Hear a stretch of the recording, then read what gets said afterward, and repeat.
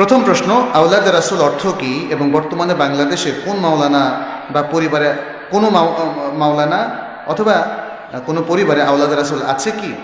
আওলাদে রাসূল মানে হচ্ছে রাসূল সাল্লাল্লাহু আলাইহি সাল্লামের সন্তানগণ। তো রাসূল সাল্লাল্লাহু আলাইহি সাল্লামের সন্তানগণ তো আমরা জানি, তার ছেলে সন্তানদের মধ্যে কেউ জীবিত ছিল না, তার মেয়ে সন্তানদের মধ্যে অনেকেই জীবিত ছিলেন, কিন্তু এরা অনেকেই মোটামুটি অল্প বয়সে 40-এর আগে অধিকাংশ মারা গিয়েছেন।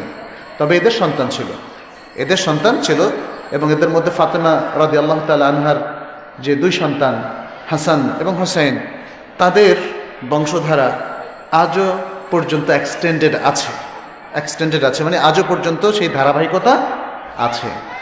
রাসূল সাল্লাল্লাহু আলাইহি সাল্লামের পরিবারভুক্ত লোকদেরকে আহলুল বাইত বলা হয়। আহলুল বাইত, এই আহলুল বাইতের মধ্যে তার স্ত্রী, তার সন্তান সন্ততি এবং তাদের অধস্থন বংশধর গণ্য হবেন। সুতরাং যদি বংশানুক্রমিকভাবে আজও কেউ এই পরিবারের সাথে সম্পৃক্ত হন, তিনি শুধু আওলাদে রাসূল হবেন।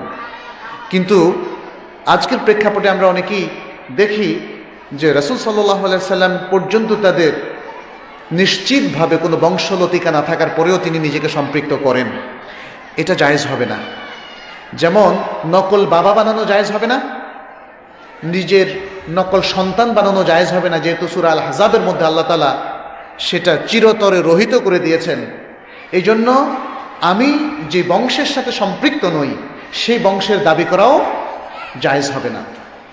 বাংলাদেশে কারা রাসূলুল্লাহ সাল্লাল্লাহু আলাইহি সাল্লামের এই বংশধারার অন্তর্ভুক্ত, সেটার উপর কোনো পরিসংখ্যান আমাদের নাই। অনেককেই আমরা বলতে শুনি তারা দাবি করছেন, এটা প্রমাণ করা তাদেরই দায়িত্ব, আমাদের নয়। আল্লাহ তাআলাই ভালো জানেন।